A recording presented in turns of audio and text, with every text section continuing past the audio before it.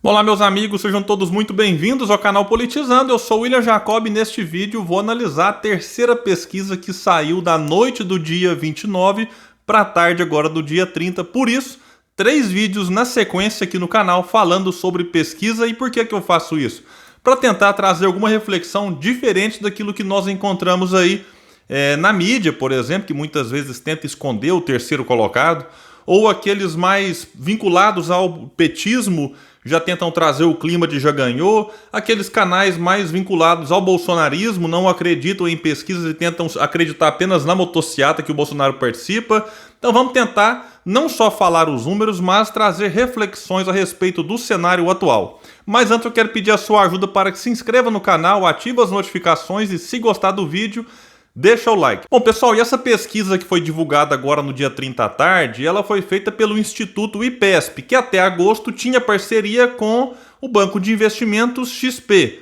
Teve várias polêmicas aí nos bastidores, parece que o pessoal que contratava não estava muito satisfeito com os números e agora saiu aqui só IPESP sem o selo XP. O Instituto ouviu 1.000 pessoas entre os dias 22 e 24 de setembro e tem uma margem de erro de 3,2 pontos para mais ou para menos. Eu tenho visto nos sites aí divulgando que o Lula cresceu tantos pontos, o Bolsonaro cresceu tantos pontos, o Ciro cresceu 1, quando na verdade o cenário 1 deste mês de setembro ele está um pouco diferente do cenário 1 de agosto. Então é difícil falar fulano Beltrano cresceu quando o cenário não é idêntico. E tanto 1 quanto 2 eles têm diferença. Aqui eles pegaram o Moro que estava no cenário 1, jogaram para o 2 aqui, fizeram uma mexida em alguns candidatos. Por isso, eu não vou comparar com os dados de agosto.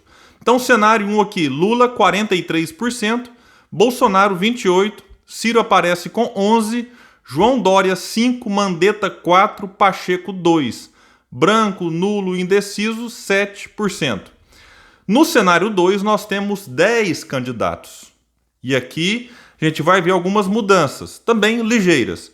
Lula, 42%, Bolsonaro, 25%, Ciro Gomes aparece aqui com 9%, Sérgio Moro, 7%, Datena, 3%, Mandetta, 3%, Leite, também 3%, Pacheco, 1%, Simone Tebet, 1% e Alessandro Vieira não pontuou. Votos brancos, nulos e os indecisos, 6%. A gente pega nesse último cenário, por exemplo, os candidatos aqui, nem Lula nem Bolsonaro, somam 27% e teria mais votos então do que o próprio atual presidente. E vamos lá então para o segundo turno, e aqui sim dá para fazer algumas comparações. Aqui você teve mais simulações, na outra você teve menos. Então naquele que dá a gente vai trazer o comparativo. Lula venceria Bolsonaro 50-31, 19 pontos de diferença, manteve. Lula 53 contra 34 de Sérgio Moro. Lula contra Ciro venceria 49-30, também não foi feita antes, não dá para comparar. Lula venceria Eduardo Leite 49-21, venceria João Dória 50-24. Nenhuma dessas aqui você tem como comparar. O Ciro venceria Bolsonaro 45-34, uma diferença de 11 pontos. Essa diferença era 12, então deu uma oscilada aqui de 1 ponto para baixo. Dória venceria Bolsonaro 39-35. Uma diferença de 4 pontos era 2, então oscilou 2 para cima. E Eduardo Leite também venceria Bolsonaro 36-33. Uma diferença que era de 2 passou aqui para 3 pontos. Bom, analisando aqui cada candidato separado, Bolsonaro parece que realmente conseguiu conter aí a queda que ele vinha tendo até então. Ele que aparecia em agosto num cenário com 24 e 28, agora aparece com 28 e 25. Eu não sei se ele vai conseguir ter essa resiliência toda daqui para frente. A questão da economia, que eu tenho insistido aqui, que é o que afeta muito a vida do presidente, o pessoal poderia até relativizar um pouco essa tragédia do governo federal na pandemia. Mas a economia realmente aqui, a imagem do presidente fica muito vinculada a essa questão de inflação, de queda na renda, de desemprego, e os números para 2021 não são bons e para 2022 também não. Então a tendência aqui é que ele continue caindo, sobretudo porque temos uma crise hídrica que está batendo na porta aí. Se realmente algumas previsões acontecerem, a situação de Bolsonaro fica muito delicada. Sem falar que ele está se enrolando aqui nessa questão do TSE e ele pode sim ficar inelegível para 2022. Ficando inelegível, meus amigos, o cenário muda totalmente, porque Bolsonaro, né, saindo do páreo, não consegue, acredito, transferir totalmente os seus votos para outro, e aí Lula também perderia um pouco do apoio que tem. Por isso é que a gente observa que figuras do PT não abraçam assim com tanta empolgação o impeachment. Às vezes falam aqui e ali, mas nada assim como já fizeram, por exemplo, contra Fernando Henrique e outros ex-presidentes.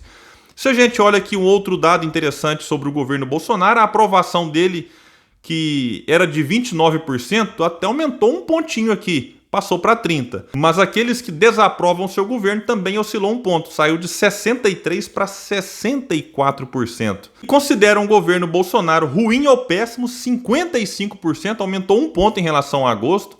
E 23% consideram esse governo ótimo ou bom. Eu fico realmente assim, tentando entender o que esse pessoal pensa. 18% consideram regular. O apoio ao impeachment aumentou um pouquinho também.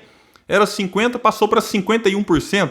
E 45% continuam contra o impeachment. Esse número cai 1. Para 64% dos entrevistados, a economia vai no caminho errado. Isso aqui também é importante. 27% acha que está no caminho certo. Ou queria ter esse otimismo. Em relação ao Lula, como eu disse antes, se Bolsonaro sai fora da disputa, Lula também perde, porque é uma questão óbvia. Tem gente que hoje, há um ano das eleições, diz votar no Lula porque a raiva que tem do Bolsonaro é maior do que a que tem do Lula e do PT. Então isso é um fato, é só conversar com as pessoas, eu não canso de encontrar amigos que falam, William, eu realmente não queria a volta do Lula, mas como agora ele é o principal adversário do Bolsonaro, eu fico com ele contrariado, mas fico.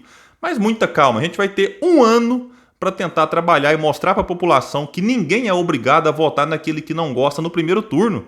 Deixa para fazer essa escolha no segundo, porque essa ilusão que eles tentam impor agora de que Lula vence no primeiro turno. Lula não conseguiu isso nem quando estava com a popularidade altíssima, não vai ser agora que ele tem uma rejeição muito, mas muito maior do que ele tinha quando também não conseguiu vencer no primeiro turno em 2006 e depois a Dilma em 2010. Lula sai do governo com 87% de aprovação e a Dilma não venceu no primeiro turno.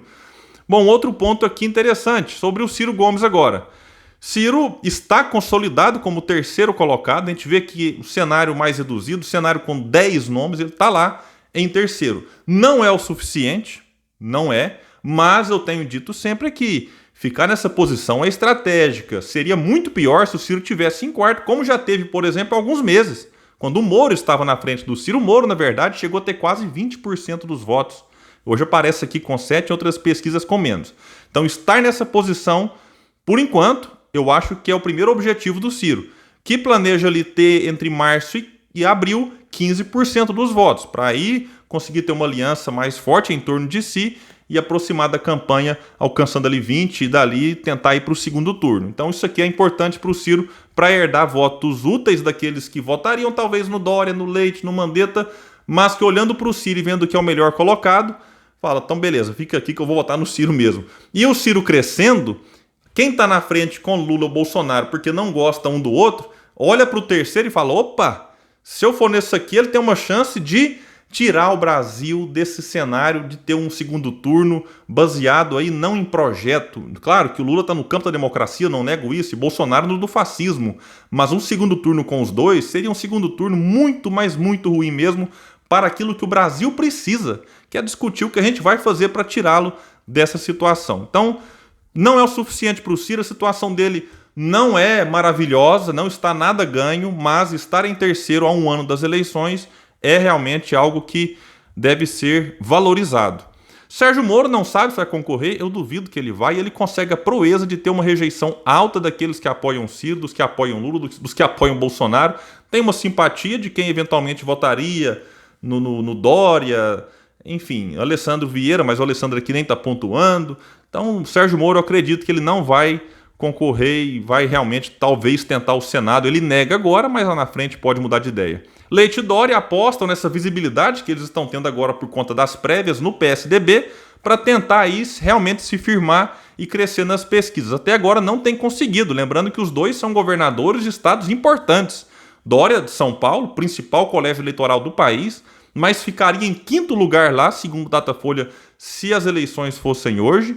E o Eduardo Leite, Rio Grande do Sul, também está aí, participou do Conversa com o Bial, revelou lá ser gay, Aí muita gente imaginou que aquilo ali causaria mobilização, não causou, e realmente ambos estão com muita dificuldade aqui, com menos da metade do que o Ciro Gomes, por exemplo, terceiro colocado, está. Muitas pessoas às vezes olham para a posição do Ciro com pessimismo, mas estar onde o Ciro está hoje é o sonho de todos eles. Mandetta, Dória, Leite. E eu digo sempre que se um desses estivesse com 11% nas pesquisas, mas o noticiário seria totalmente diferente.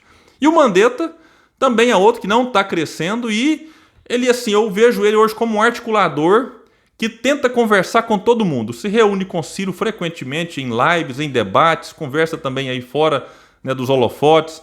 Tem reunido também com Dória, com Sérgio Moro, com Eduardo Leite. Então, o Mandetta é aquele que talvez lá na frente sirva para tentar fazer essa tal da união em menos nomes, para tentar ter um nome mais forte para vencer essa polarização.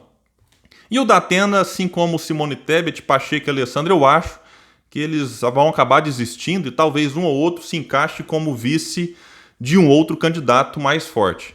Vamos ficar atento e qualquer grande novidade em relação a alguma outra pesquisa a gente traz aqui. Mas é o que eu tenho insistido, não é momento para desesperar e nem momento para se empolgar demais. É o momento a gente falar de projeto, falar de ideia, fazer o trabalho formiguinha e divulgar aquele candidato que a gente, nesse momento, tem mais simpatia e que oferece uma proposta para que o país saia desse fundo do poço e que não precisa ser voltando ao passado que ajudou a trazer Bolsonaro para a presidência. Meus amigos, é isso, eu fico por aqui e até o próximo vídeo no canal Politizando.